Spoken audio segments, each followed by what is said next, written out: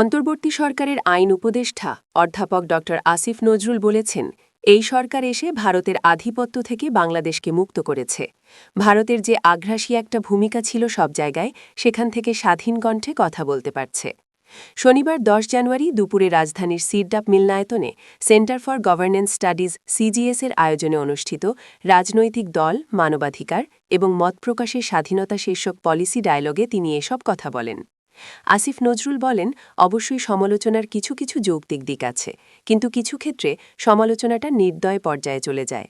১০টা জিনিসের যদি সরকার ৪টা জিনিস করে, ৪টা করেছে সেটা বলেন, এরপর যে ৬টা করতে পারে নাই সেটার জন্য সমালোচনা করেন, কিন্তু এরকম কিছুই দেখবেন না। বিচার বিভাগের সংস্কারের কথা উল্লেখ করে আইন উপদেষ্টা বলেন, এখন বিচার বিভাগে পদ সৃষ্টি, বদলি, পদোন্নতি, বাজেট অ্যালোকেশন সহ সবকিছু উচ্চ আদালতে দিয়ে দেওয়া হয়েছে।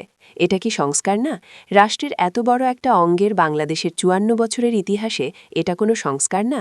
এটা কি আপনাদের মনে হয় না বাংলাদেশে আইনের শাসন প্রতিষ্ঠায়, মানবাধিকার প্রতিষ্ঠায় একসময় ভূমিকা রাখবে? সংস্কার ম্যাজিক লাইট না যে সঙ্গে সঙ্গে ভূমিকা রাখবে।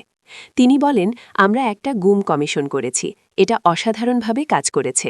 এই কমিশনের অভিজ্ঞতার আলোকে আমরা একটা হিউম্যান রাইটস কমিশন ল করেছি। আমি আপনাদের প্রত্যয়ের সঙ্গে বলি, দক্ষিণ এশিয়ার যে কোনো হিউম্যান রাইটস আইনের চেয়ে আমাদের আইনটা বেটার হয়েছে। আমরা এই আইন অনুযায়ী অচিরেই হিউম্যান রাইটস কমিশনে নিয়োগ দিতে যাচ্ছি।